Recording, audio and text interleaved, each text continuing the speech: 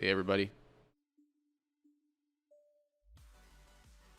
Is the music is just supposed to be like really kind of subtle in the background? Is the volume good on that right now?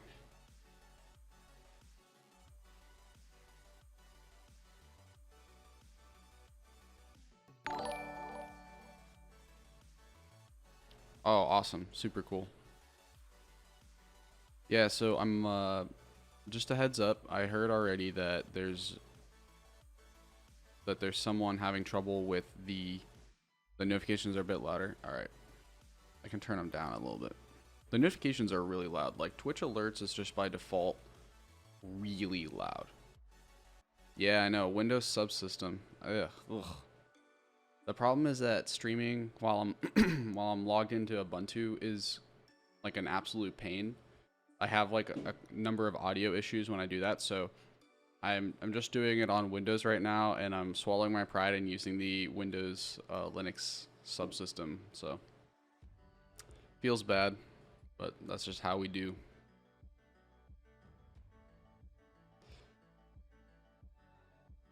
But yeah, let me start the introduction here, I guess. Um, I'll just kind of cover at a high level. Oh, sorry, I don't have a Discord. If you want to join a Discord group, join the Homsex Discord. I'm on there. I answer questions occasionally, but yeah, I'm not interested in running my own public Discord. But yeah, I'll just kind of cover at a high level what we're gonna be doing today. And oh, you stopped playing COD? Watch this. Oof, bad decision. COD's more entertaining. But yeah, if you're having trouble watching this because the bit rate's high, I have to set it high just so I can support showing text and make it easy to read. If you're having trouble with that, this will be on YouTube later. I'm recording this in really high quality, so it'll be on YouTube. You can let it sit there and buffer for a billion years and then watch it in high quality if you want, or you can tune down the quality. I'm not like a Twitch partner, so I don't think I have the ability to. I don't think that Twitch will do the multi the multi like stream quality setting for you. So I apologize. I'd rather stream in like a higher quality if possible. So I'm just kind of trying to use the recommended 6,000 kilobits a second bit rate that Twitch supports. But yeah, the stream is going to be very high quality. We've been streaming for just a bit over 13 minutes, and the file on disk right now is a gigabyte. So that just kind of gives you an idea. Make the text a bit larger.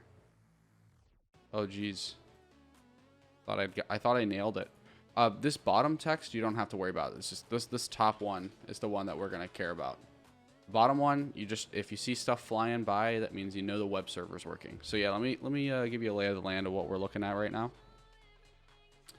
So this is the Android. We have the Android emulator over here on the left. This is just gonna let me run software and do stuff. We're not gonna be using it all too much. Just so I can show you what the vulnerable app is that we're going to be playing around with. It's a very small app, but I had to write it from scratch because I wanted to do a very special stream. But yeah, we're going to use it when we exploit, or when we use this app initially just to play around with it, and then we're going to use it again when we write an exploit against that app. So we're going to write some Android malware, basically. This window over here is just going to be kind of like my general Windows subsystem or Windows Linux subsystem window, something that I might use to connect to the device and then interact with apps directly. And then over here is the web server. It's a simple Flask app. The code will go out. It's really simple. There's like hard-coded username, password, hard-coded like auth token in there. It's not meant to be super safe or secure. It's not even what we're attacking today.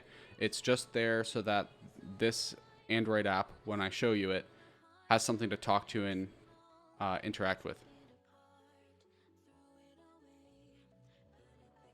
But this is not the only view. We also have this view over here. So similar, we have the Android app on the left, and then we have the Android Studio IDE here. So I'll be able to show you code. I'll be able to show you stuff that pops up in Logcat, and we'll talk about that a little bit. What is that actually? Let's look at Android 10. Boom. And then one last thing we're going to have JetX up here. I don't use anything super fancy. I like JetX. I think it gets the job done.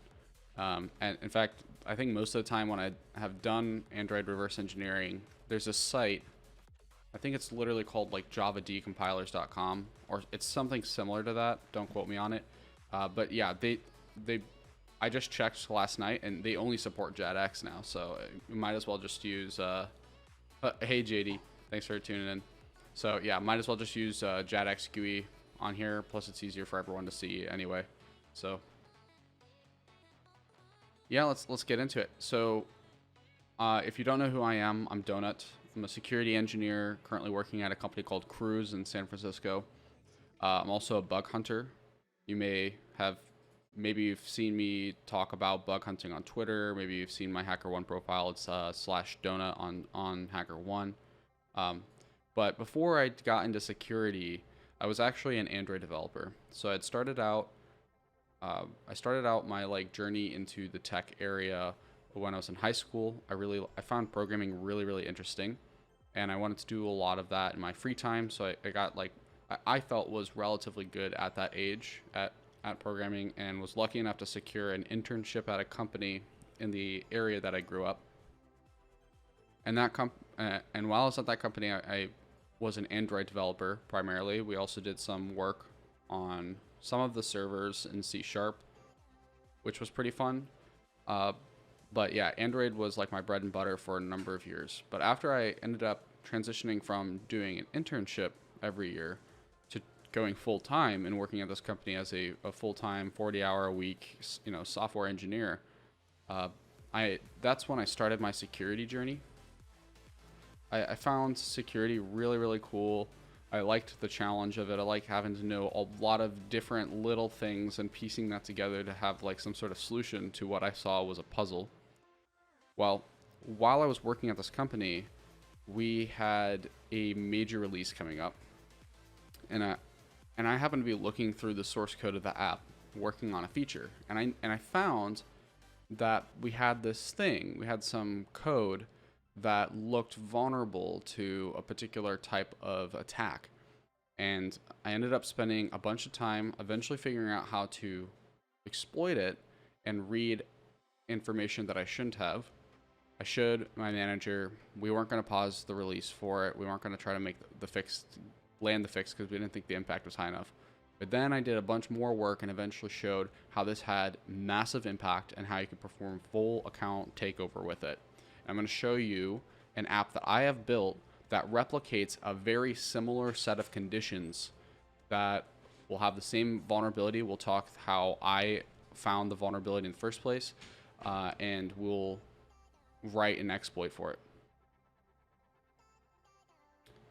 Oh, I'm sorry to hear that, Atoll, but thanks for tuning in though. I appreciate it. Yeah, so I guess maybe let's get started. So let me show you the app. We're gonna run this. So I just built some simple file app. This is not Dropbox. People are probably thinking, oh, I know you worked at Dropbox. I worked at Dropbox as a security engineer. This is a company I worked at before I was at Dropbox, before I did security professionally, okay? So this is like my first ever bug I ever found. I wasn't a security professional at this time. But yeah, so we have file app, simple file app. Do I use Drozer? Sorry, no. I don't use Drozer for stuff. Oh yeah, let me link my YouTube channel. That's probably a good idea.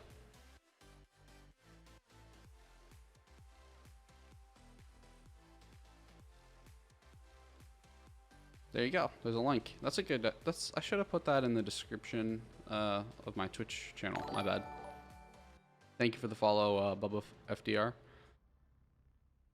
Yeah. So, simple app. It's a little file app. Oh, Yeah, let's do this view. Sorry, simple little app.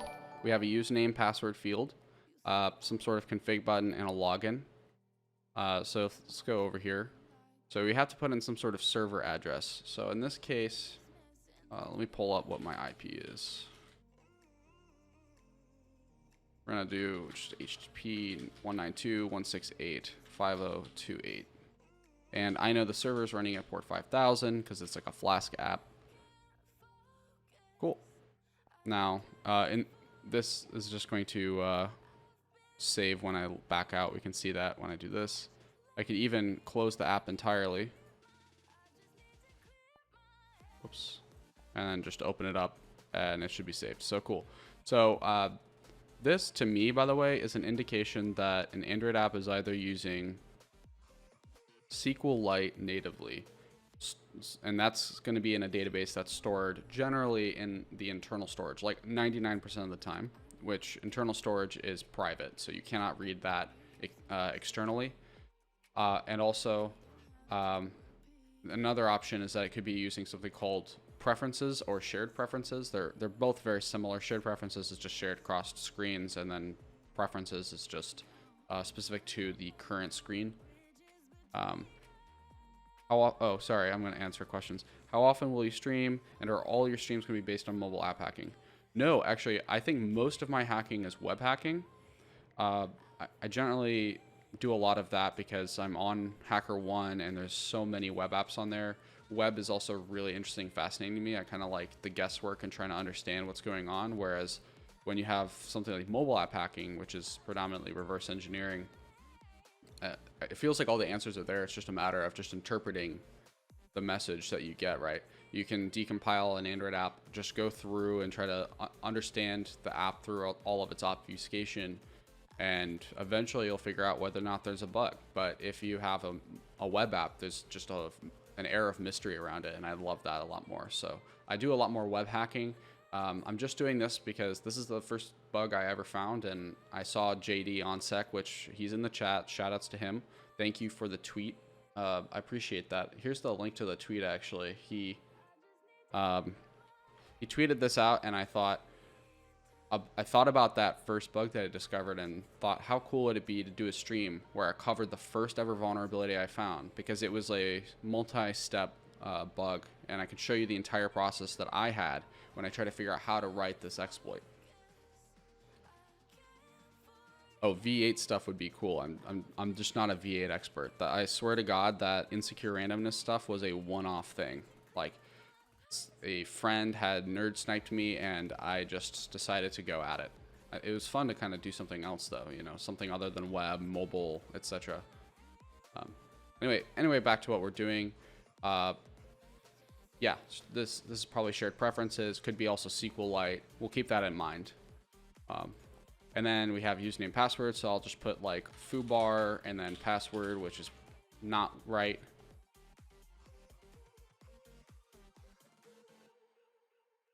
Oops.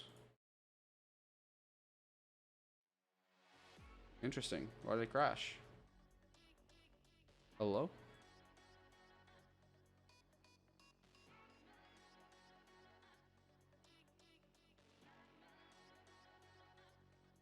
I swear you can. I was up till 5:30 a.m. last night. It's by the way, it's currently 2:50 p.m. So 14:50 if that's how you roll. But I was up till 5:30 a.m. last night preparing for the stream, and even with all that preparation, I still somehow borked it.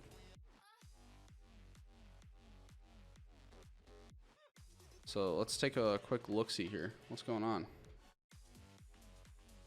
Oh, see, it worked. I don't know why it failed like that.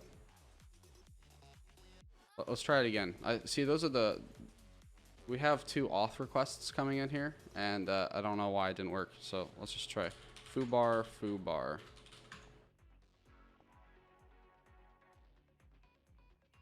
All right, cool. They came in. Let's try it one more time just to make sure. Oh, that's so weird. I have to actually press Control C on here. I don't know what's going on with it, but we'll keep that in mind and we'll work with it. I have mouse select on terminal. Oh, shit. What does this mean? How do I undo that then? I don't know. That's fine. I'll just keep that in mind. So now, okay, so clearly those aren't working. Well, I do know that the account that we're going to log in with is, get select and pause that terminal. I'm not entirely sure what that means here. Is that a thing for me to, can I fix that somehow? Is it easier just for me to kill the terminal entirely and just restart?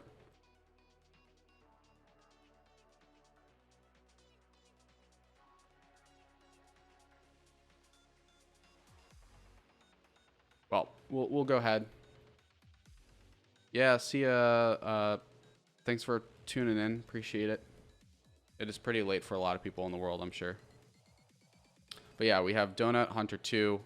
We can log in. I'll just do the thing over here. We can see 2 requests, one for API auth, one for API files. Now I will tell you the API files request does actually send up a auth token that you get back in API auth. And if you don't have that token, you can't read the files. So you get a list of files here. Am I using a terminal preview? I'm not entirely sure. Sorry. I don't use the Windows. This is like the first day I've ever used the Linux subsystem.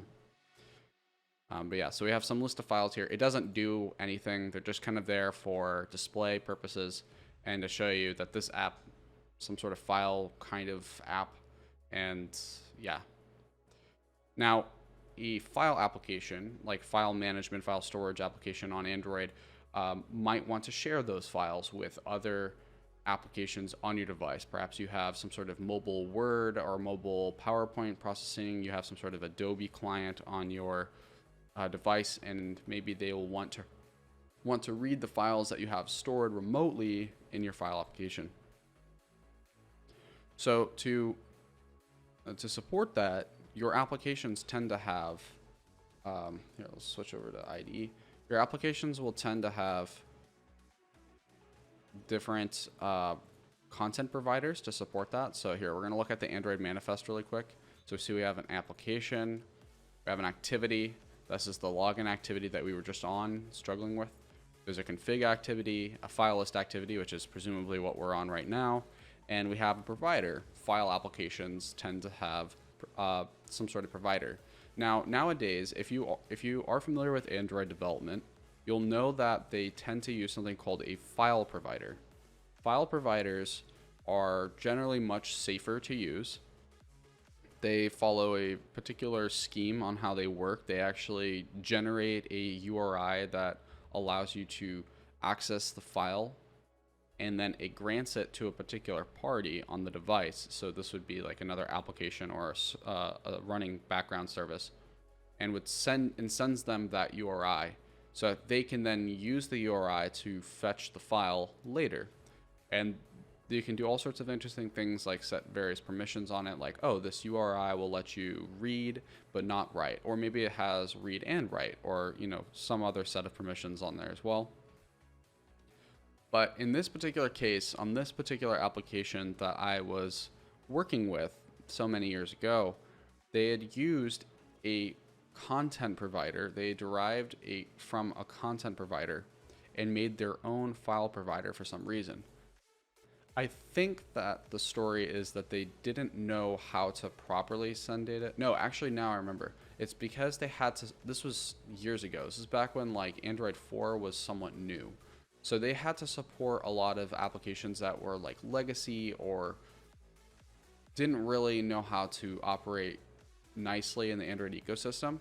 So they had to do this where applications could actually just fetch directly from your file provider or from your content provider without receiving a URI. Like no matter what we did, it just wouldn't work. So it was, man, Android was a wild time back then. You couldn't even use you had to use RSA encryption.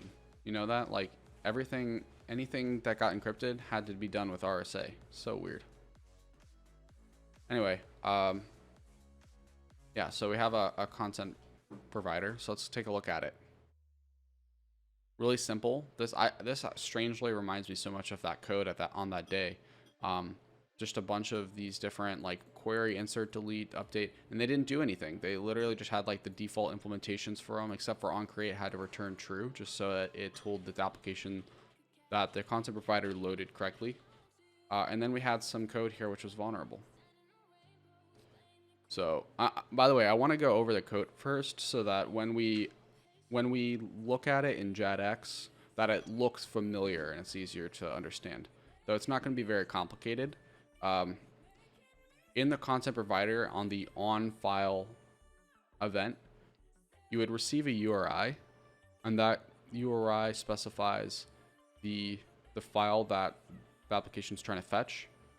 And the way it worked is that we had these files locally cached in the internal storage. So this was because they had customers in like the medical space for like HIPAA, which actually they were so like they didn't care about whether or not files were in internal storage or external storage. They just didn't want them on disk at all. But you know, like people were just concerned about, you know, sensitivity of their files, so they kept it in this internal storage so that it's private. But then they had this file provider so that you could go and fetch some of the files for sharing. But the problem is that, so this, by the way, this file stir is in the internal storage. But the problem is that this line right here is actually vulnerable, is all get out. Does anyone know what vulnerability this line of code has?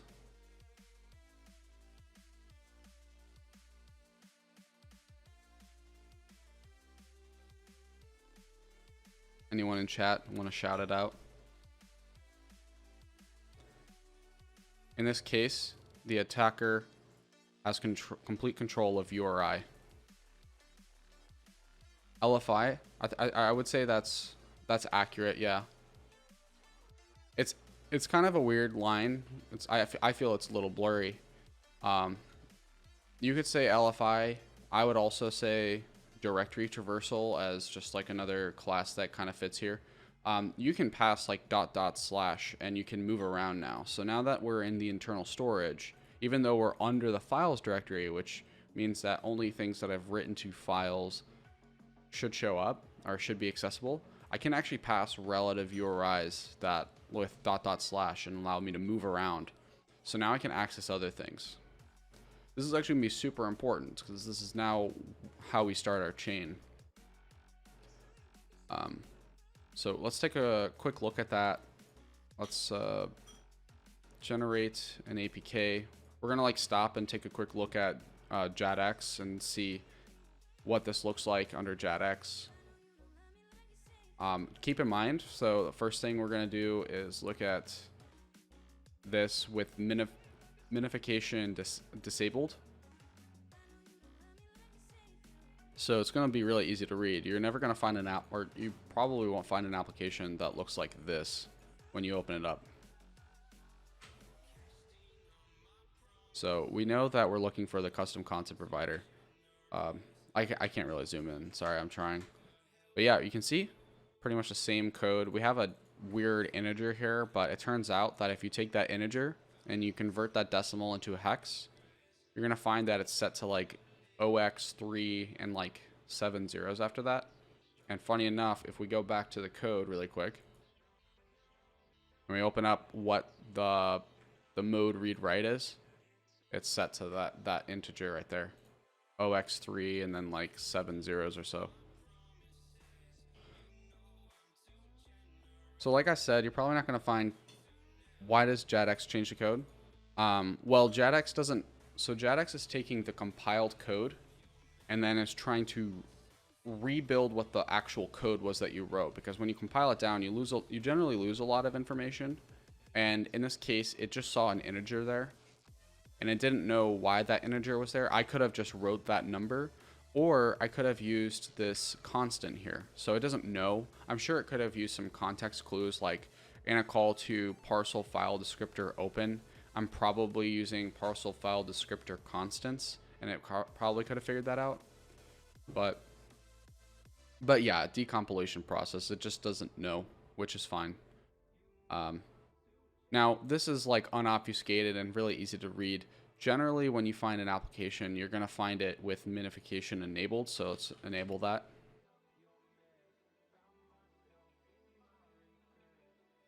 So building the APK, still running, new project. Nope. All right, so now if we look, we're going to see something a little bit more akin to maybe what you've seen before. On the left, we're seeing a bunch of names that have just been dropped entirely. So it's like B.A.A, C.A.A. This application is not super crazy hard to understand, so we got lucky. A lot of our stuff didn't end up getting obfuscated. But generally, when you're doing reverse engineering, you're going to see a lot of stuff like here. A variable got renamed.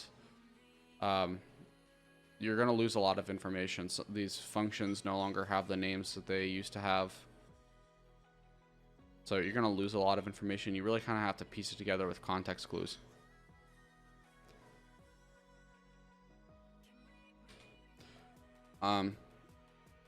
But the focus of the stream isn't so much the reverse engineering aspect. I wanted to kind of show off how you can write the exploit and what the process was for me in figuring that out, because this is more than just using an LFI or directory traversal to read other files. The chain is actually really interesting itself. So we know that we have this LFI here because I can control URI, I can pass that in, and I can move around. We need a file to read. I don't have directory listing, so I don't know what files are potentially in there. But you remember how I mentioned that in the application that there was a config screen, and that this is probably writing to something like shared preferences or something like that. Well, let's go take a look at the code. So that's probably happening in config activity. So you go through on create layout inflator. Okay, we can ignore most of that. Resume. Okay, so this set text. So this looks like the text field, shared preferences. Bingo. Now, shared preferences stores its information in a folder called shared underscore prefs in the internal storage. We're right now in a folder called files. Files is a sibling to shared prefs, so we would have to move up one directory and we can go to shared prefs. And then the XML file that this stores information in will take on the name of this parameter here. So it's just going to be called preferences.xml. So if we want to test this vulnerability out, we have one last thing we have to do. We have to go over to the manifest. We have to take a look at what the authority name is, because we're going to need the authority name. So we know right now it is dev donut vuln file app file provider. All right, so let's take a poke at it. So what I'm going to do is I'm going to take adb shell. So now this has logged me into the device. I'm currently on the device.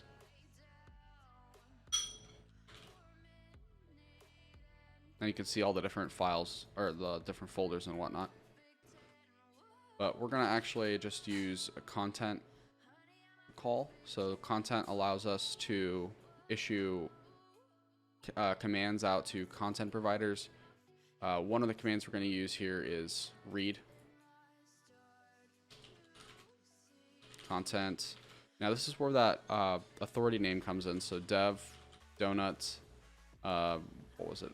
Vuln file app, and then it's file provider. And now we're going to go up one directory, and then we're going to go to shared prefs, and then we said that the file was called preferences.xml. And now you can see that this vulnerability worked. I am unable to normally access this. That's located under this data directory, which is owned by system. System is like, It's not root, but it's kind of like root. You can think of it that way. So if I go to data, permission denied. I can't go to it. I have to go to data, the app name, and then I'm in there, in the file system. I should be able to see everything. But yeah, I'm unable to access that. Normally, applications can't read from it, but yet we've just shown that through a content provider, we have this directory traversal that allows us to read the preferences. So that's kind of interesting, but the server name isn't super cool, right? Like if I stole the server name or the server address, it's like, okay, whatever, big deal. Now, presumably this application had files that it was saving to the disk, right? And so if I could use this to read those files, that's also lame because that was the point of the file provider. So what is the vulnerability here? What can I actually do? Well, turns out that if we look at this application a little bit more closely, let's go to login activity. Oh, sorry. Actually, let's go to file application. Oh man, dude, that obfuscated the heck out of it. How frustrating. Oh boy. Okay, so under file activity, we have this line here. It's obfuscated. It's hard to understand. We don't know what this actually says. There's the K for the K. Oh, sorry, you can't see it. Yeah, my bad. Thank you. Yeah, so under file application, in the on create, there's this line here. Now we notice that the F496B is actually referenced elsewhere. So if we go to login activity, where is it?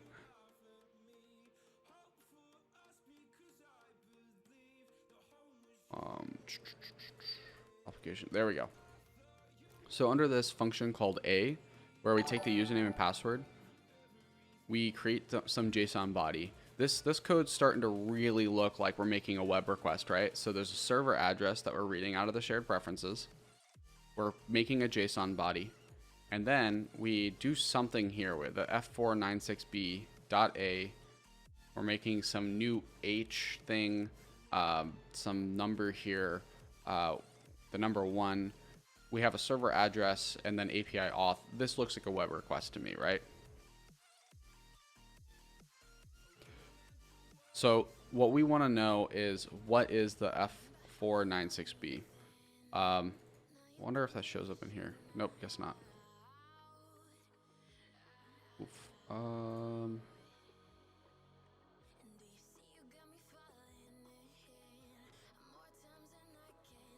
So we know K.A is then set to the F496B, and this is an O. So we see O's coming from BAAAO. I wonder if we can find that in here. BAA and then O.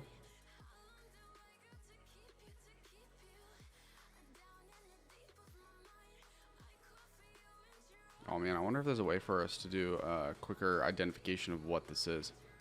That's frustrating, actually. I didn't realize how obfuscated that was going to get.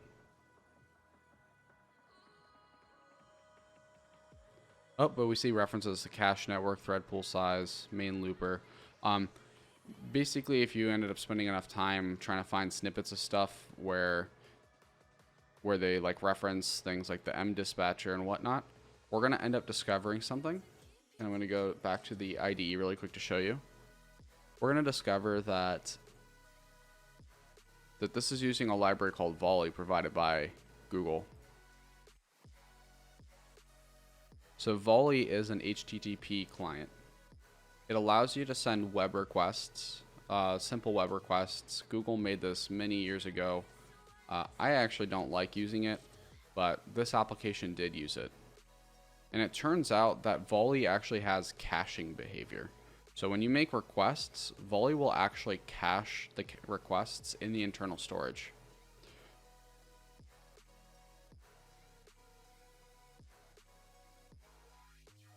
And the request that we're making, or the code here is this Volley new request queue.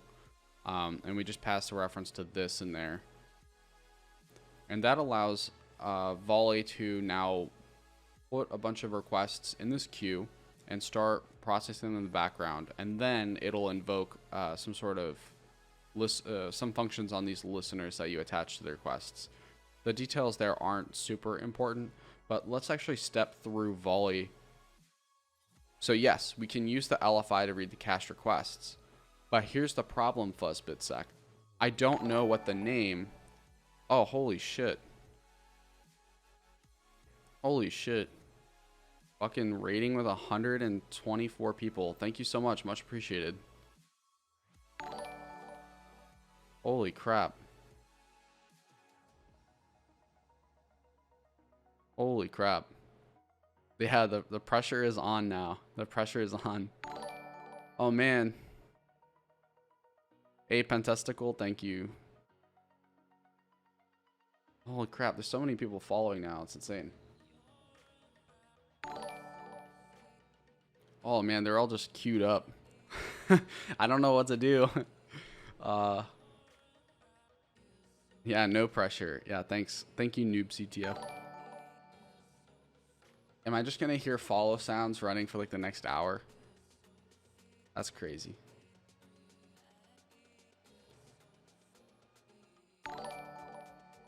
Wow. All right. Well, thank you so much for the raid. Much appreciated. Yeah, let's switch scenes really quick here. Whoa. But we're going to pull up Volley. So there's some code. This is the source code to Volley. Volley is, for context for all the people who have just joined, Volley, we have an LFI on an Android application through a custom content provider that was written by the app developer. In this case, it's me, but this was originally on a real application on the store. Holy crap, there's just follows and follows and follows. Thank you so much. Thanks, Sids. I appreciate it. But we know that this application is using Volley to make HTTP requests. And Volley, I know Volley has caching behavior. In fact, if we look at this line here, we see default cache directory is Volley. This is actually going to come into play later. But I wanted to kind of trace through this code and help, you know, demonstrate what I had to do to understand what the names of these files are. I am from the US. So yeah, so the line was the new request queue, and we passed a context. It was this. This ends up calling the new request queue overloaded method with base HTTP stack in it. So we find that here. Okay, so it just sets up a basic network, boring, user agent, boring, blah, blah, blah, blah, blah. Ends up then calling new request queue with the network on it. So that's right here. It is raining followers, yeah. Oh shit, thank you for the bits. Much appreciated, Ben.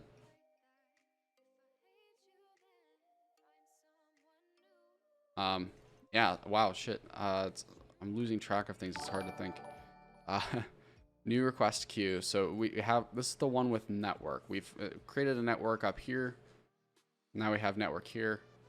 Okay, application context. Okay, disk-based cache. This seems really relevant and important to us. So it's the cache directory is going to be under cachedir, default cachedir. So cachedir is similar to that that line of code, which was get filedir. So we know that we were under /files, but cachedir is just /cache. So it's basically the same thing. Internal storage, it's just /cache. And then default cachedir, we know is going to be a folder under that. So it's going to be /cache/volley. And then in there, we're going to have files that represent HTTP caches. It's like, okay, cool. But we still don't know what those cache names are, right? If I don't have a directory list, I can't actually, you know, I can't go over here. I can't figure out what the line is, but we do know that it's going to be something similar to this. So dev donut vuln file app. What did I say? File provider // because we're in like files, right? So we go // Now we're in the root of the internal storage, and we know it's under cache, and we know it's under Volley. But right here is a name that I don't know. So if I write foobar, I'm going to get nothing, right? It's going to say, you know, null object reference because I don't have the name of the file. I'm not going to be able to read anything out of it. Hey, Intersect, welcome back. Oh, Pentesticle. So, sorry, yeah, you weren't here for the story. This was a real application that when I was not even a security engineer yet, I was just an Android developer at a company I used to work at. I had found a vulnerability in code and was able to take it to a pretty great exploit, and I'm showing the steps that I did to do that. So far, we have a local file inclusion that allows us, as a malicious application on the device, to read files from another application's internal storage, but we don't know what the name of the file is that we want to read. We want to be able to read these HTTP file caches because we might be able to read like any information that came back from an HTTP request. But we have to know what these file names are. Like, what if the names are just randomly assigned? Well, like, how am I going to be able to do anything with that? So we have to figure out what the pattern is and see if we can't predict the name and then read the file.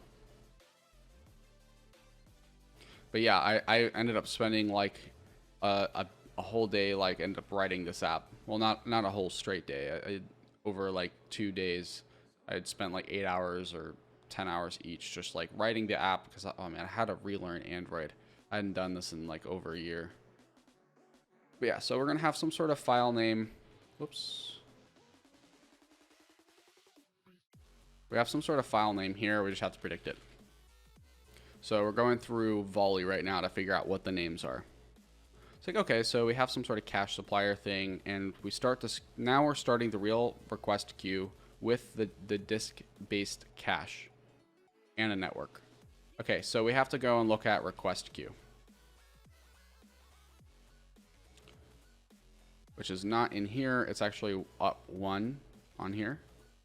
And we can actually, here's how I know that, by the way. So request queue is under com Android Volley request queue, which com Android Volley. So it's going to be siblings with toolbox. So I'll just go to Volley request queue. So now we're looking for a line of code called a constructor. So here's the constructor. Basically just keeps calling into itself. Okay, cool. So now we're setting a cache, network, some dispatcher stuff. Don't really care about that. Oh, scene. Yep. Cache, network, dispatchers, whatever. I'm interested in seeing what happens when this thing starts. So here's how it works. When we start the request queue, we create some sort of cache dispatcher, which also seems really interesting and relevant to us. Thank you for the follow, Milix. And then we also create these network dispatchers and start them. So we start a cache dispatcher, start a network dispatcher. So now we're looking for this function called add, because when we add a request to it, we just call add. So we say, like, we take the request queue and say, okay, add this request right here. So the first thing it'll do is it's setting the request queue. It's probably just some sort of internal stuff that they have to track. It's 2:20 a.m. in Dubai. Oh my goodness. Thank you for staying up and watching. I appreciate it. So we send the request event. That seems relevant. Afterwards, it says if it should not be cached, we'll put it on the network queue. Otherwise, we'll put it in this cache queue. So, okay. So now I think what's happening is we'll take a look at send request event, but I think we're going to want to look at how the cache queue works when we add to it. So let's take a look at that. It doesn't seem that interesting. It just seems like they're sending out some broadcasts. So we can tell that because it takes the request. And then synchronized line, this just means that it's protecting itself in a threaded environment. But we're going through event listeners and saying on request event stuff. Well, that doesn't seem important to us. What we care about is that cache, the mcache thing. So let's go and look at the cache dispatcher.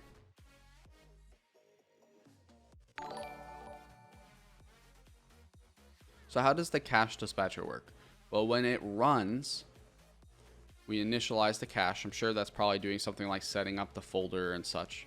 But it has a while loop. It just says run indefinitely, process a request, and if there's some sort of interruption, then we can kill the thread. But we're going to go to process request. That does this over here. So that takes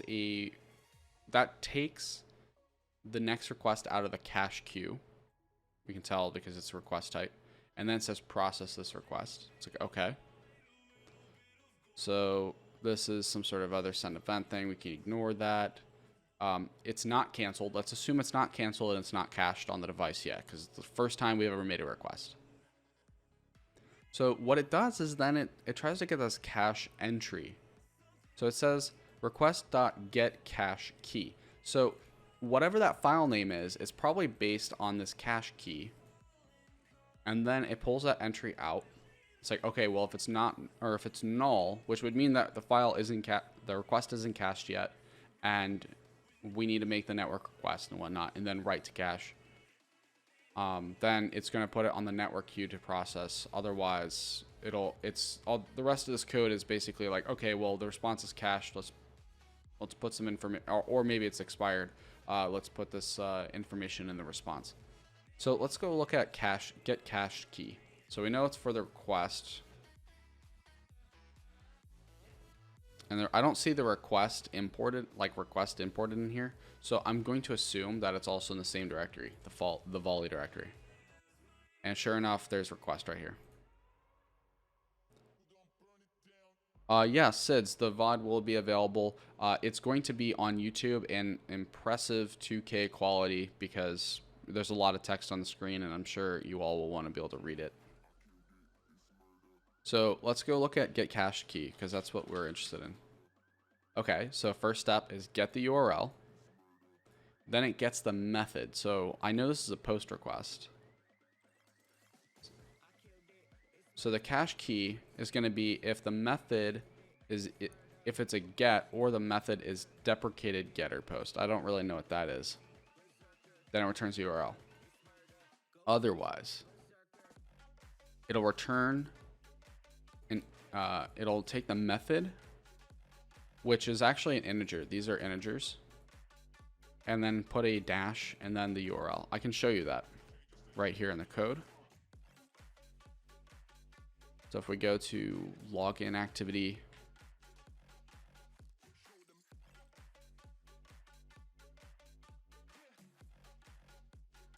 do login. Oh yeah, method. So here's method, post. It's a number, right?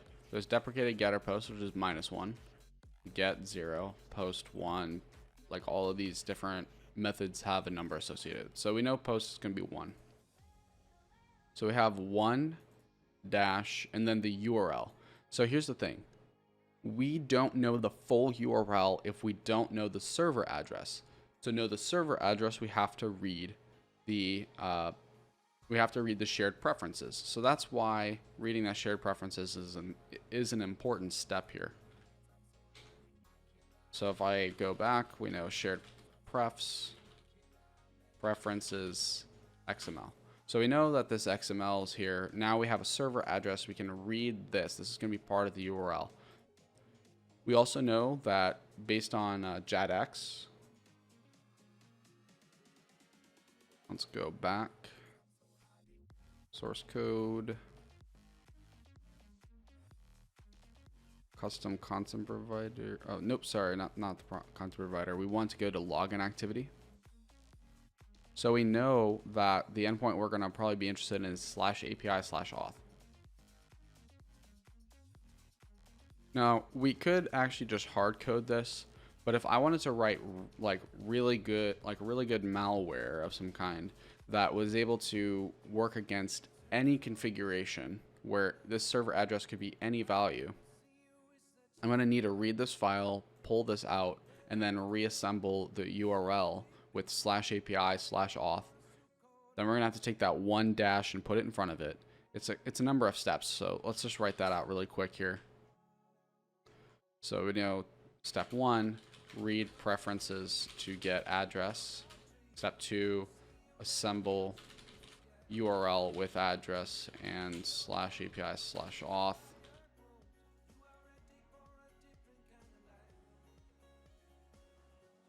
Scene. Man, noob CTF, you're calling me out all the time, dude. Appreciate it, though. Thanks. I keep forgetting. Now we know we have to append a 1- in front. That's because it's a post request. So then overall, we would see something like this.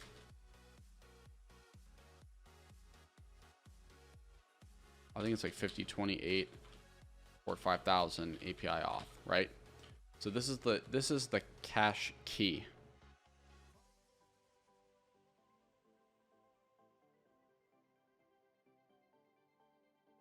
Hey Como, thanks for stopping by. Yeah, Ben raided me, so now I've got like a ton of you captive and you can't leave. Sorry, I don't make the rules. Okay, cool. So let's take a look at how the cache key is used. Because like maybe this is the name of the file, right? Let's actually just try that really quick, right? Content read URI content dev donuts vuln file app file provider, and then // cache volley 1-http:// 192.168.50.28 5000 API auth, right? Hey, how's it going, Josh? Oh, well, certainly that's not going to work. Okay, so we get another null pointer exception. So this key is probably not the name of the file. And I agree, there's a ton of slashes in it. I'm sure that would cause all sorts of problems. So we need to figure out how this key is used. So let's go back. So where were we before?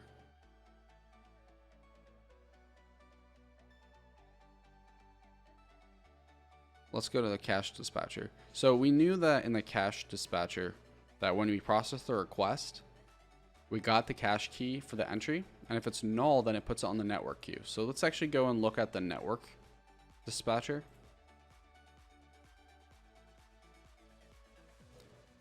If we look at the run, it's very similar to the cache dispatcher. If you looked at the cache dispatcher, this is probably super similar.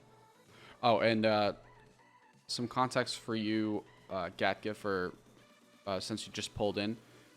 We're currently reviewing the HTTP Volley source code because we have a directory traversal local file inclusion style vulnerability in an Android application. And we also know that the Android application is using an HTTP library called Volley. And we want to be able to read out one of the cached files in the cache storage, because we'll be able to read responses that HTTP request has had previously. So that's why we're reviewing Volley, to try to figure out what the file names are going to be, because we don't have a directory listing. So it's not like we can see what the names of the files are. So we have to figure out how to calculate them ahead of time. So, okay, so we have run, process request, cool. Process requests calls this one. Super similar to the cache dispatcher. Yeah, totally, dude. And maybe by the end of it, you'll recognize this vulnerability, actually. Okay, so not canceled, cool. Network response. So presumably perform request sends this request out on the network. Response comes back. We get a network response. Now, if we go down, we say, okay, it's not been modified or has response delivered, request finished, not modified. You know, okay, that's probably not the case here. It's not going to be a 304, as the comment mentions. Okay, so we get the response. So parse network response, and now we have something to do with cache. So if the request should cache, which hopefully it's caching, or the response cache entry is not null, then mcache put. So there's this cache, the mcache, we call put on it. We pass it the cache key, Cache key is this thing right here that we figured out. Whoops. And response cache entry. So it's going to be whatever data should be stored in that file. So let's go take a look at that mcache. So if you remember at the very, very beginning, we go under the toolbox and we had Volley. We had disk-based cache. Created this cache supplier file supplier thing, but then we actually wrapped it in a disk-based cache with that supplier. Hey, thanks for the follow. So let's go take a look at disk-based cache. Where is that going to be stored? It's not mentioned in the imports, so it's also under toolbox. So disk-based cache.java. Now, we already know that we're looking for the method put, so let's just go look at put. So the key, so here's key, that's this guy. And then entry is the data we want to read. So let's see how key is used. Okay, so this is how they're going to get the file off the disk. So get file for key, let's take a look at how they get that. Okay, so it's in this root directory supplier get. Presumably that's going to be /cache/volley. And then get file for name for key. We're getting really close here. Bingo. Get file name for key. So we pass in this key. That's this guy. And then we perform these steps. So the first thing that they're doing is they cut it in half. So there's a first half and then there's a second half. So I don't know what half is. We'll say it's like right here, just as a hypothetical. It is not. It's like right here. Oh, it actually is. Look at that. So it takes this first half as a Java string and then calls hash code on it. Hash code is a built-in Java function that's going to be on all of the objects.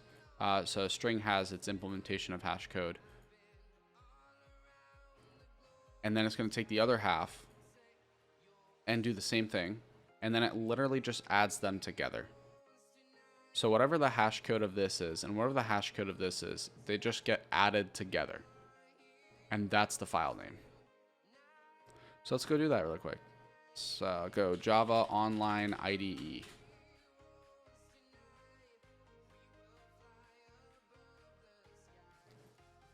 Let's string part 1.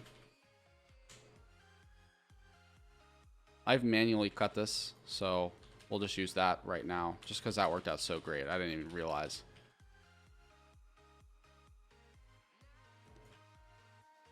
So here's the other half.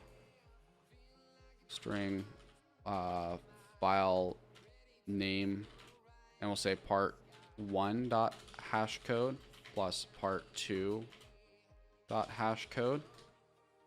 And then instead of printing hello world, let's print out file name. And then run this thing, see what happens.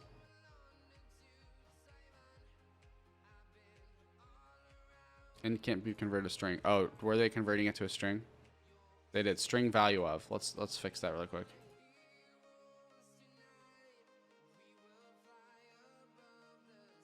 All right, so string value of hash code, which is an integer. String value of another hash code. There we go. So the file name is actually going to be -2600 A163 blah blah blah. So now let's see, does this actually work?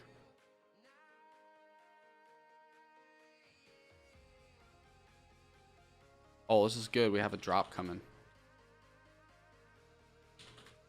Content dev donut file or vuln file app file provider // cache volley.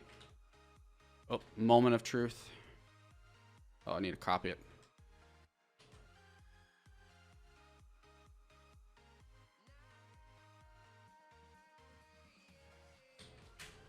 There it is.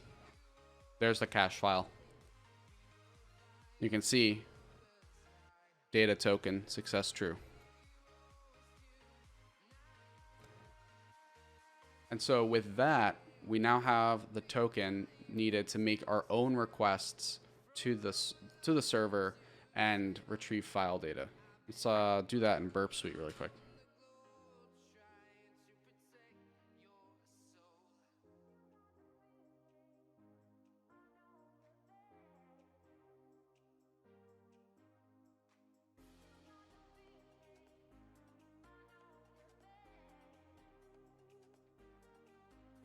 So host 192.168.50.28 port 5000. Post API files HP11 host.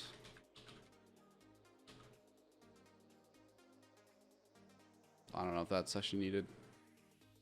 And then content type application JSON.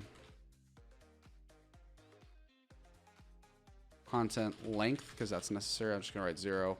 It'll fill it in for me. So we just need to pass in the token.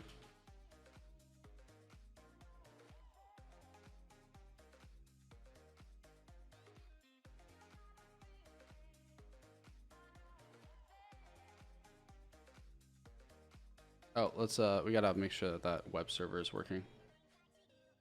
And there you go. All of the files come back. Now, what happens if I just put in like garbage there?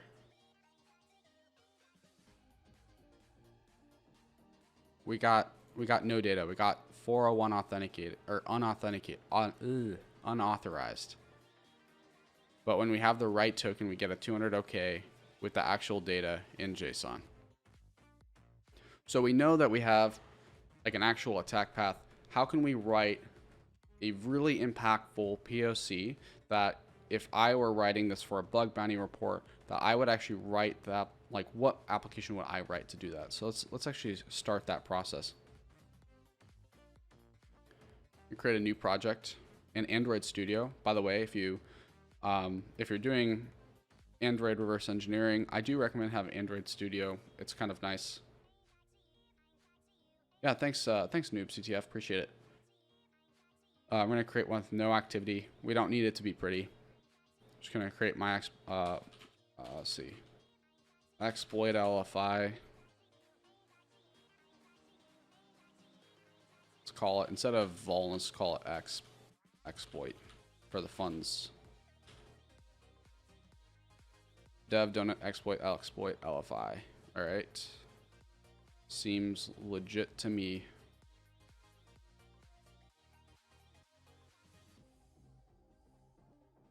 So I'm going to open up the Android manifest. Seems good. First thing I'm going to do is I'm going to create an activity. So it's just main activity. Super class is an activity. Super helpful autofill. And we need to have an on create, because on create is super necessary. Well, it's not super necessary, but we're gonna make a bit of a view. We're gonna make something to write some information to the. Actually, let's not even write to the screen. We can actually just do toast messages and cheat our way through it. But on create's good. We can actually just like do all of the work in here. So private string get token. So or let's do get server address. So the first step is we're going to we need to figure out how to actually read that preferences file. Oh, see, new gig has me pen testing Android apps for the first time in my career. I really appreciate just being able to observe your workflow. Yeah, dude, absolutely. Do you have access to the source code of those apps, or do you have to do it entirely just black box with an APK and just start, reverse engineering and doing that? I'd be curious to hear. Okay, so we need to be able to read the, oh, actually we need to actually put this in the manifest, sorry. This is an annoying Android thing. So whenever you create an activity that you want to actually be able to show on the screen, you actually have to create an entry for it in the manifest. So it's not super fancy. And also the main one needs to have an intent filter. So, and it needs to support 2 intents. There's two intent types. The first one is called main. It's like this is the main one. And then you have one more, which is launcher, I think it is. Is it launcher? What is it? Android intent category. Oh, did I say action? Should be category, right? Yep, there it is. It's white box for the most part. Cool. Yeah, if the app is not native, you get decompilation for free. Yes, you do get decompilation for free. The only sad thing is sometimes they get really obfuscated. Like, this is somewhat obfuscated, so it's kind of hard to tell what's going on. And you have to use a lot of context clues to figure it out. But then you can, like... Can you rename? Oh, man. Other tools like IDA would let you rename stuff. But I guess you can't rename in JADX. What is an Android activity? Oh, yeah. Totally. Android activities, you can really... It's kind of complicated to give like the best nuance ever. Oh, Divi Noob, thank you for the follow. It's kind of hard to give like the best, most nuanced answer here, but the really high level cheatsy answer is you can think of an Android activity as a whole screen. Like this is one activity. This is one activity. And then when I log in correctly, so annoying that the web server is derpy. This is going to be its own activity as well. Now, there's tons of things in the Android ecosystem like activities and fragments and whatnot, and they kind of blur the lines a little bit. But I would say if you wanted just to know, an activity is one screen of your app. So what we're doing here with the intent filter is just telling the Android application that this is the main activity. This is the one when I click on the icon, it actually should open this screen up. So that's why the main launcher is the action main and category launcher is here. That just says, please start this one when I open up the app by clicking on the icon. So the onCreate method gets called first. So we're going to do most of our code in here, but we're going to write some helper methods so that we can kind of keep the code a little clean.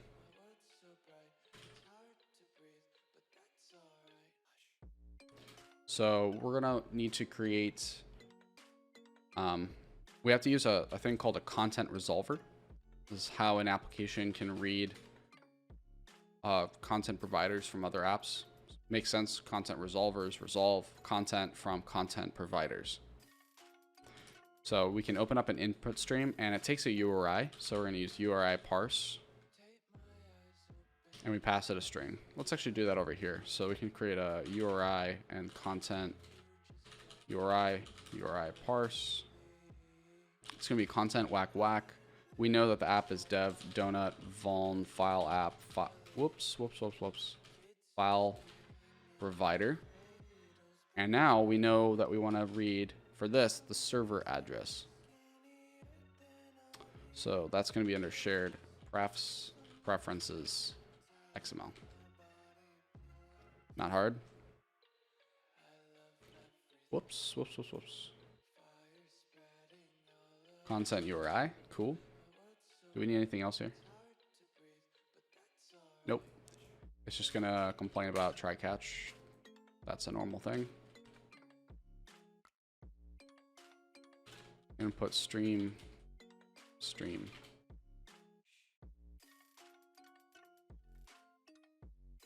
Oh yeah, JADX right here. All right, cool. So now let's read this information from the stream so we can like get into a file. So you do byte array. I think it's output stream. And I think we pass the stream in here. Is that right? Oh no, we don't. We're gonna write into the buffer. That's right. So we're gonna say nread, and we're gonna create a byte array, bytes new byte, and we'll just do like 16, 32,000, whatever. So now what we're going to do is we're going to do a bit of a while loop here. The point of the while loop is just to basically say, like, sorry, like my chat's over here, so I feel like when I want to talk, I just need to look over at chat. We need the end read to say, like, okay, from the stream when we read, we're gonna read like from 0 to bytes length. What's wrong here?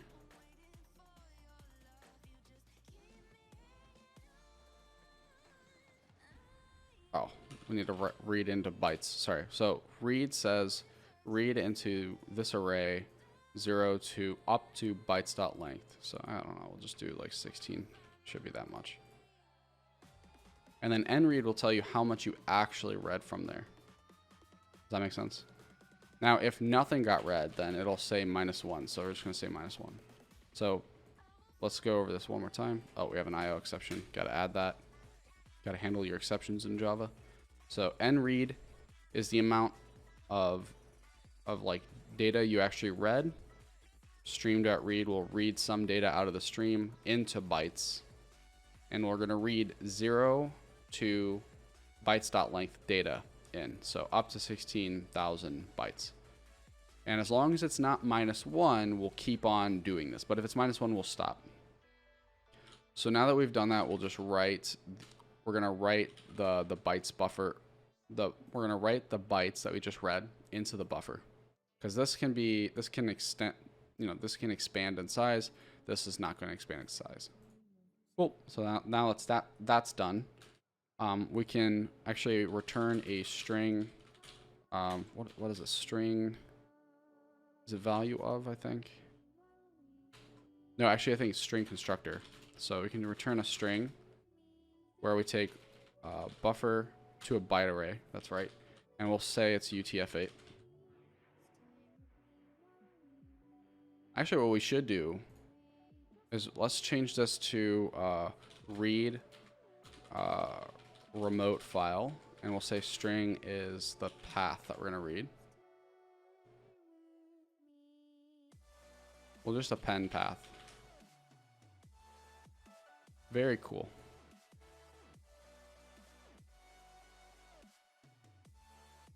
Now we can make the read server address. And we'll take string references file contents and read remote file and say it's a / shared prefs preferences XML. So preferences file contents should actually contain that XML file that we read earlier.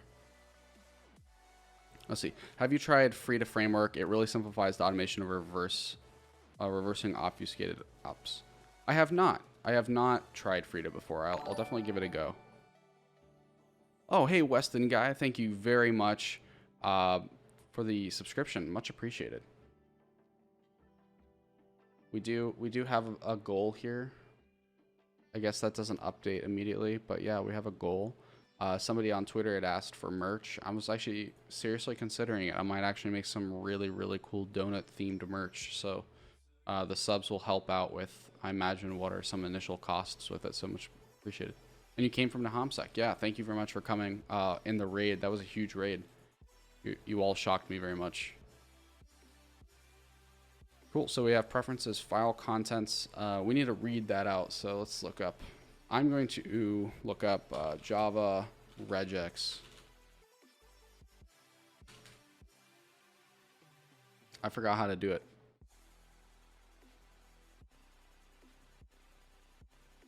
All right. It's this pattern stuff. Let's do that really quick.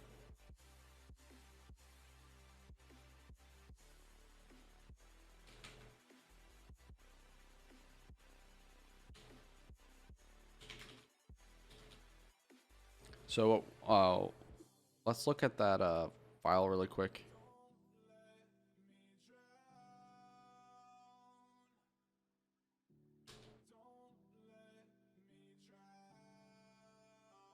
I'm just gonna cheat a bit, and actually we can just do server address colon greater than, and then whatever shows up before a less than sign, right? Do I do binary reverse engineering too? I do not normally. I know how to do it. I'm just really, really bad and slow at it.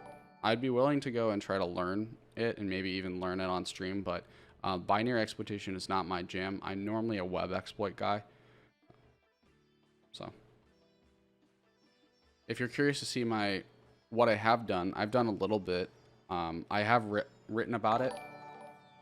It's on Medium, so if you go to my Medium account, then you can go see it. Oh, Noob CTF, thank you so much for subscribing as well. I appreciate it. Here, let me pull up my Medium just so that you can see that. But yeah, if you go way back, there's on week 13, introduction of buffer overflows. I guess it's not reverse engineering, but I cover that a bit. Yeah, maybe I should do a reverse engineering one in here. I think, let's see. Oh, okay, if you go back to an article titled Week 6, B-Sides, Cleveland, and Tactical Malware Analysis, I talk about some reverse engineering in there. I attended a course where we did some reverse engineering. Yeah, I have some screenshots of Binary Ninja in here. Yeah, so that would be a good one to look at. I'm not an expert in it by any means, so. Donuts stickers, yeah.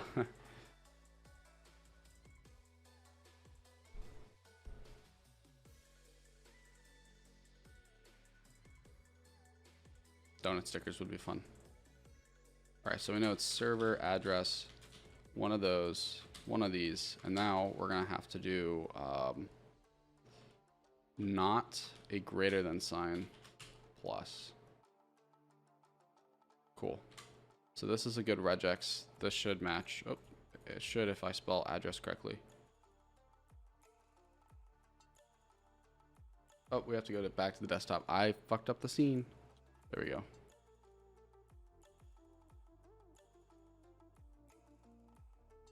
You know how to deobfuscate too? Somewhat. I mean, I can read through it and try to use context clues to understand what's going on and deobfuscate that way. I am getting faster at changing screens. Yeah, after all of you were yelling at me for the scene switching, I got better at it. I just had to be flogged a little bit, but thank you for all the help. I appreciate it. All right, so I'm gonna go back to looking at the regex guide here. Let's see, matcher matches.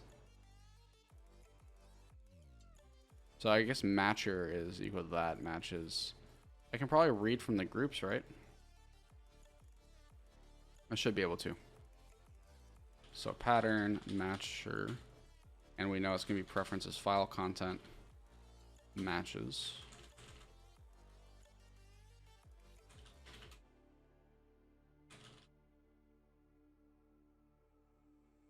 Probably just match, right? No. What does this return? Oh, it returns a matcher.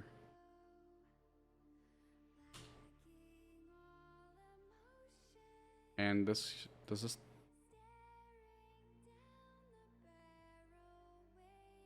Oh, that's duh, that returns a boolean.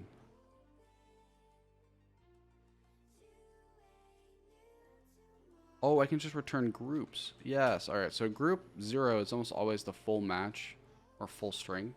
So we're just gonna do group 1. So what's group 1? That returns a string. String group, let's see. So server address. Let's actually test that, see if that's actually gonna work. So over here, we're gonna do a toast message. So make text, let's do read server address. What? That's context first, yep. So this, and then read server address. Okay, so let's try launching this.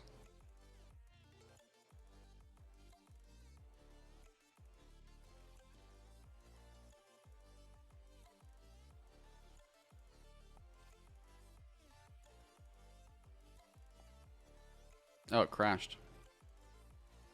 I must have forgot something.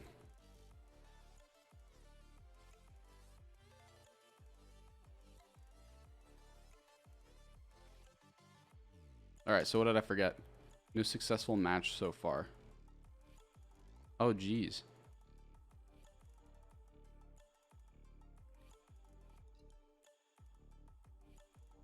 Well, let's make sure that we actually have a...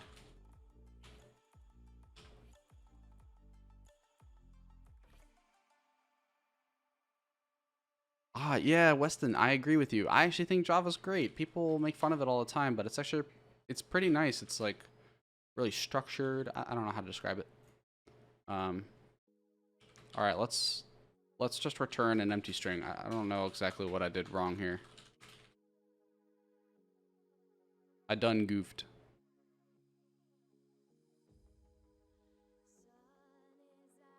Oh man, I'm getting used to Python. Ugh.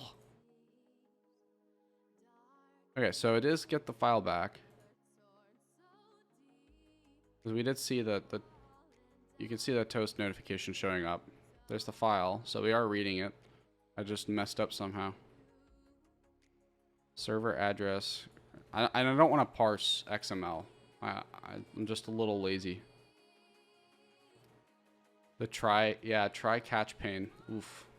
True though, true.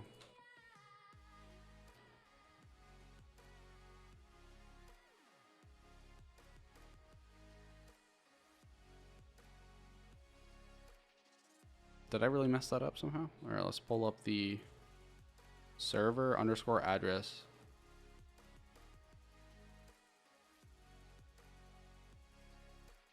I guess I could cheat and just do like HTTP : whack whack. Oh shit. That's not a bad strategy. See if that works. Immediately crashed again. Does anybody have an idea what I did wrong here? Oh, it's probably because I used the wrong character. God damn it.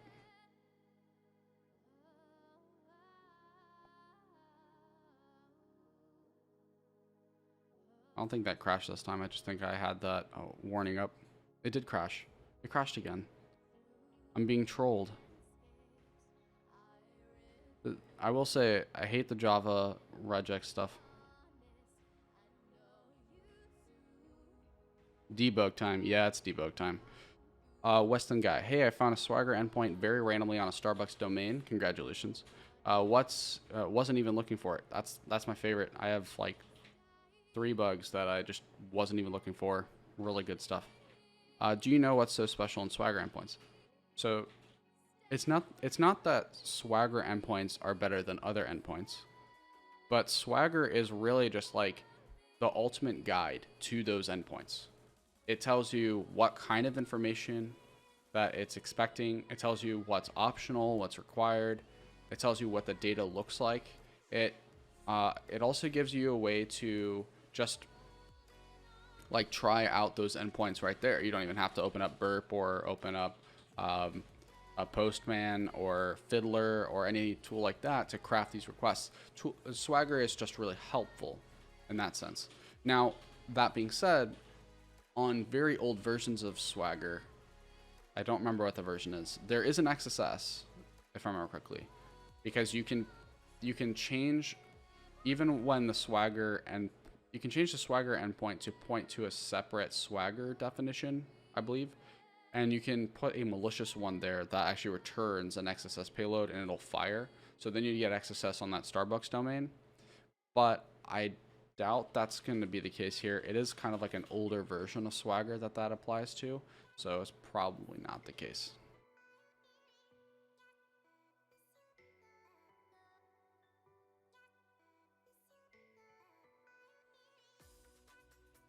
What's that?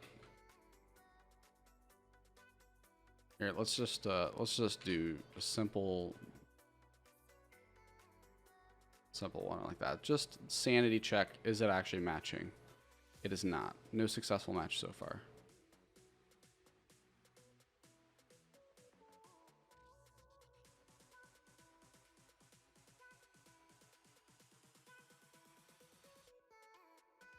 Do we have to pass something directly to pattern?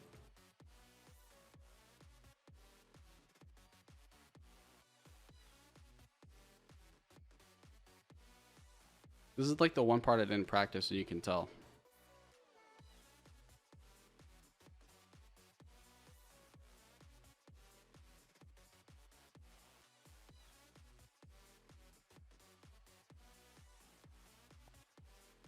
Oh, let's see.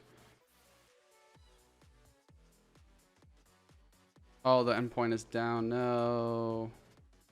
Did you figure out how old that Swagger instance is? It could be pretty old.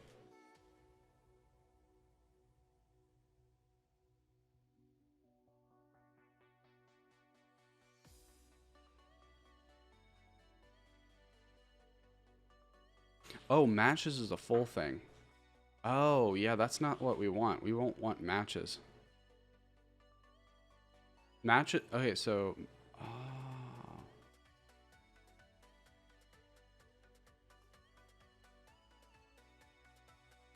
we don't want match. We want find.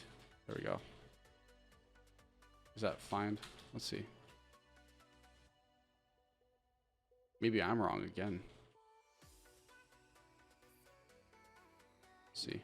All right, let's do Java regex find in string.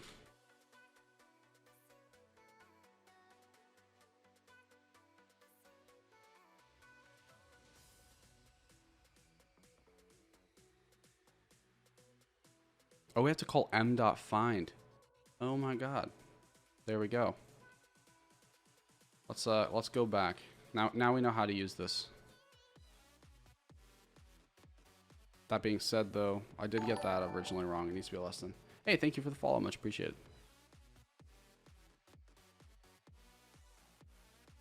Cool. Alrighty, so that's good. So let's just pull that out and give it a matcher.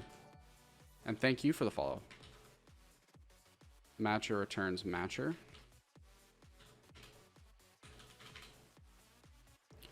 Let's do matcher. Oh my goodness. Thank you all for the find, or not finds, the follows.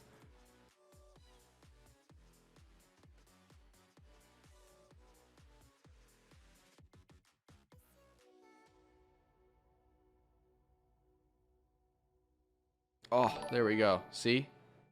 Toast message. Toast message.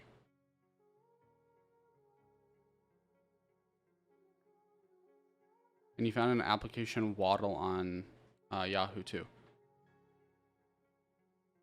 Yeah, maybe you got saved. Application waddle, same story as Swagger, minus the XSS vector, I think. But yeah, just basically gives you the endpoints. I love it actually, just like seeing that. It's so much better than having to try to brute force and try to figure out what's required and what the data looks like and all that. It's really, really nice to have that guide there. Cool. All right, so we big brained it. We figured it out. All right, so now private string get token. All right, so now we're gonna do a similar thing. We're gonna string. We'll say we have to pass in the name. So pass in server address. Let's do that. And we'll create actually another one here. String calculate file name.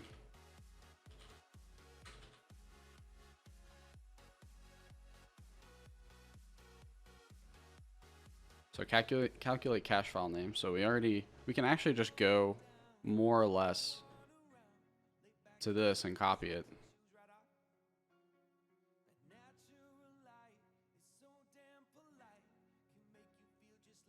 So let's cut that in half. That's really all we have to do for that. Oh, actually that's not true. So we know it's 1 dash plus the server address. Remember, 1 dash because the post method plus the dash. Save that on our notes here. Big brain. So it is key.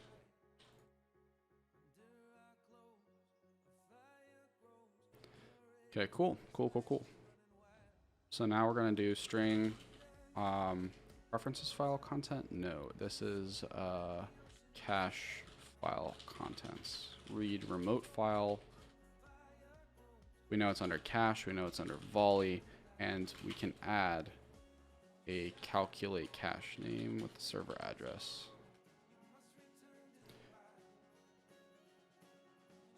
So let's go back to what the request looked like. What we're looking for is we're looking for token. We're looking for this pattern up into another quote. Okay, so token, quote, colon, quote, the string we're interested in, quote. So let's go quote, token, quote, colon, quote, the string we're interested in up into another quote. We'll do that. Cool. Cache file contents. Pattern find group one returns that. So that should be the token. All right, so this is the final moment.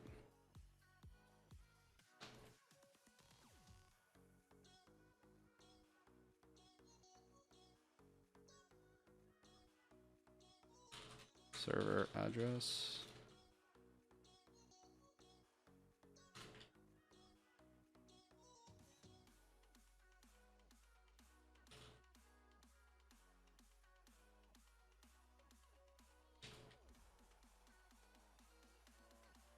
Oh, this is hype. Ready?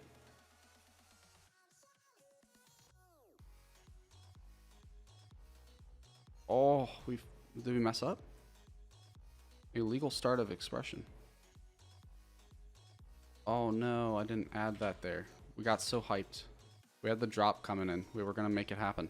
All right, ready? So if this works, we should have a server address pop up. Wait, where did it go? Run. Oh, it crashed again. Motherfucker. Unable to invoke on a null object. Oh shit. Alright, that's not good.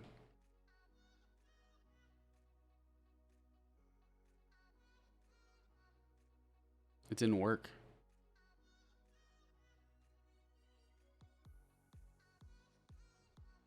Oh yeah, I've started taking notes when I do hacking now. It's fucking great. It's so much better. I love being able to go back and not have to like force myself to remember stuff. Alright, so supposedly what happened here was that when we read from the file provider, we did not get the file. Oh wait, no, I wanted to go to file app. Just make sure that the cache file is populated. Alright, cool. I don't know if that was the problem. Probably not. Yeah. So maybe we calculated the name of the file wrong.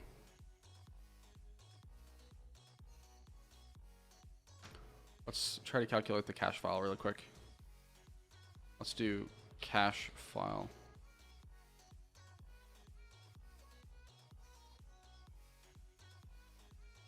All right, so what does it think? Okay. Oh, you know why? Do you know why? Oh man, do you remember? We have to look at the notes again. We have to append API auth. Oh, I'm so dumb. All right, so let's do string endpoint, and it's server address plus API auth. Bruh, exactly, big bruh moment only. Okay, endpoint.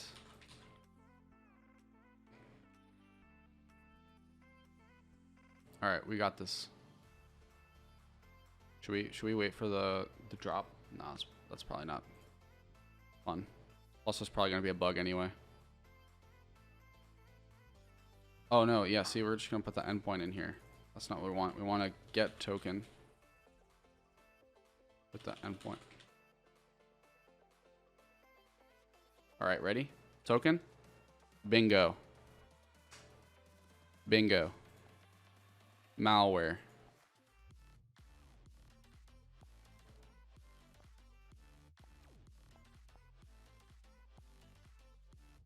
Boom. Reads it out of there. And we can even prove that that's working and helping here.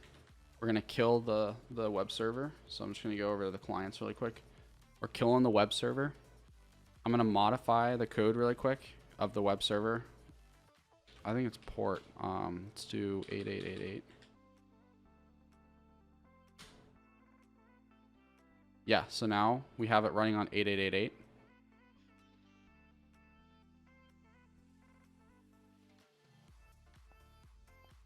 Let's go to File App. Let's modify the URL here.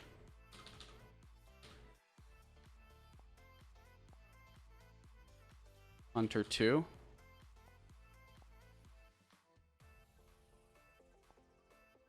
All right, now it's saved. LFI. Oh, we gotta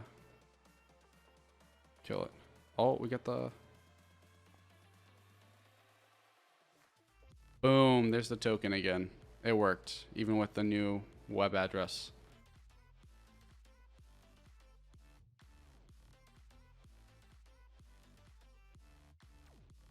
So I hope you all enjoyed and learned something here. I didn't intend for this to be a very long stream at all, and I really wanted to kind of just showcase this bug. I thought it was a really fun, cool one, since there was a couple of steps to it.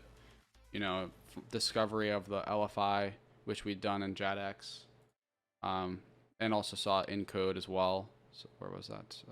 Content provider. So just like seeing this pattern, that was fun. Figuring out how Volley made cache files and such, that was fun, and making the actual exploit was fun too. If you're interested in seeing this and looking at it a little bit further, I'm even going to post the code a bit later today. I just have to kind of package it up correctly. But yeah, I'll save this code, the exploit LFI. I'll save I already saved the app. There's a repo for it. It's private, but I'll make it public. And then also the server code too. The server code, by the way, is not insane or hard and difficult to understand. Literally, like, take a look at it. You see, there's the auth token. Oh, I can't zoom in. But yeah, you'll see it online. There's the auth token. It's hard-coded stuff, hard-coded username, password, hard-coded data. It really was just there so that we can like so we can work with the caching behavior of Volley. So, you know, nothing crazy. All you need to do is just install Flask on Python and just call Python app.py, and it works. But yeah, thank you so much for all the follows. Thank you for the number of subscriptions. I really appreciate that too. Like, that's awesome. I don't know why the sub goals aren't updating, but yeah.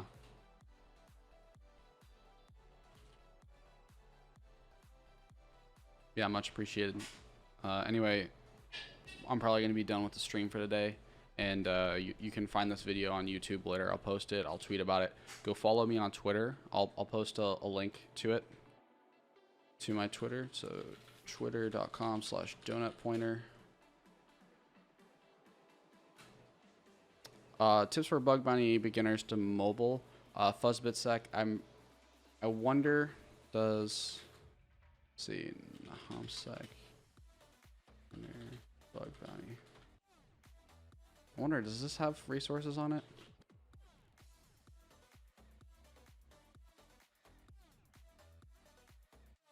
Oh yeah, here you go. Fuzzbitsec, that's what I would use. Go and read through that.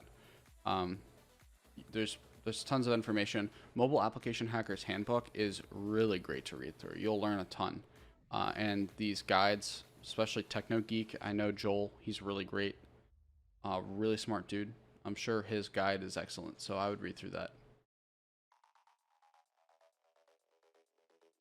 But yeah, there's like so much more to the actual reverse engineering. And Space Raccoon. Space Raccoon is super smart guy.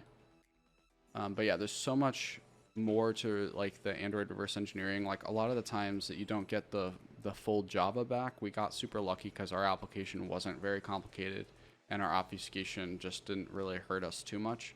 But sometimes you get back not Java, but kind of a bytecode thing called Smally, SMALI, and that's really hard to read through if you're not comfortable with it, but it reads a bit like Java too. It's kind of like if Java in assembly had a kid, it would be Smalley.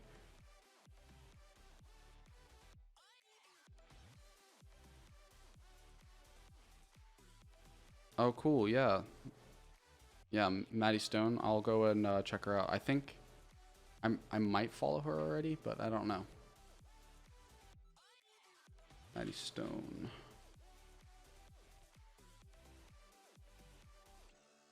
I think I found the wrong Maddie Stone, but I'll go find her. I see that she's linked in the file I had just linked, actually. Maddie Stone. Oh, there she is. Yeah, that's the right one. All right, drop the follow on Maddie Stone. Thanks for the suggestion. But yeah, as I had linked before, my Medium, and then also let me link my YouTube channel. This is where the video is going to be posted later.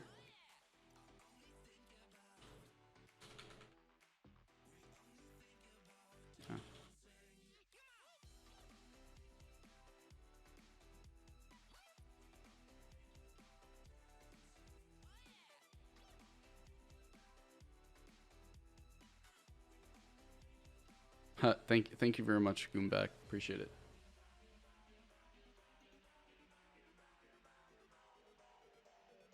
If anyone has any ideas for something else they would love to see streamed, tweet them at me or, you know, DM me. I appreciate it if you tweet it at me though, because I'd love to hear what other people's comments are on it as well. But I'm down to like learn anything, or if there's anything I know how to do. For example, one thing I had been thinking about is, if you notice, I had done a bit of regular expressions here. I'm actually pretty comfortable with regular expressions, and I think that they're a super useful tool for bug hunters, especially when you have a massive amount of data that you need to get through and try to identify patterns in. Thank you for the follow, much appreciated. So I definitely would be down to do like a master class of regular expressions, but not everybody's super interested in that. Yeah, you want a session on regex? Well, tweet it out. I'll like maybe retweet it and ask for, you know, opinions from people, see what they would be, if they would be interested in seeing that. Yeah, we can go from 0 to hero on regex. We'll start off like, here's the basic components of it, and then get all the way into like defining custom subroutines in regex, so you can actually parse HTML. Believe it or not, you can parse HTML in PCRE regular expressions. Don't at me.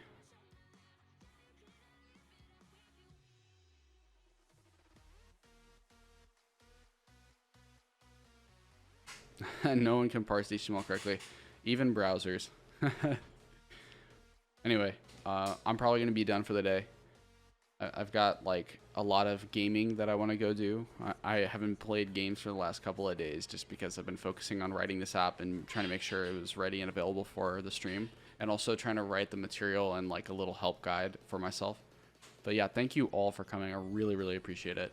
A huge shout out to the people who subscribed as well. Like, I really do appreciate that you use Twitch Prime or even just like pay the $5 a month for it. Really cool stuff. Really helps. And I'm planning on using the money that I'm getting from these subscriptions to help like start up like maybe some merch, or if there's anything else that I feel like I can get for the stream to try to help out, or push out for additional YouTube content. So like buying maybe a Sony Vegas license or something like that, so I can actually like edit videos together, make them look good, stuff like that. So usually all of the money they get through streaming, that is going right back into making content that's hopefully educational and whatnot.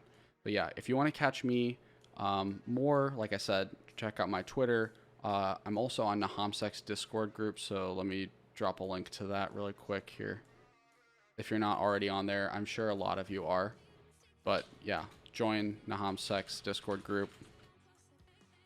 But yeah, right now, O'Reilly book with the funds and a Udemy course. Yeah, I'm interested in doing that. Like a course would be fun. I think I might do that. Yeah. Anyway, see ya. Have a great day.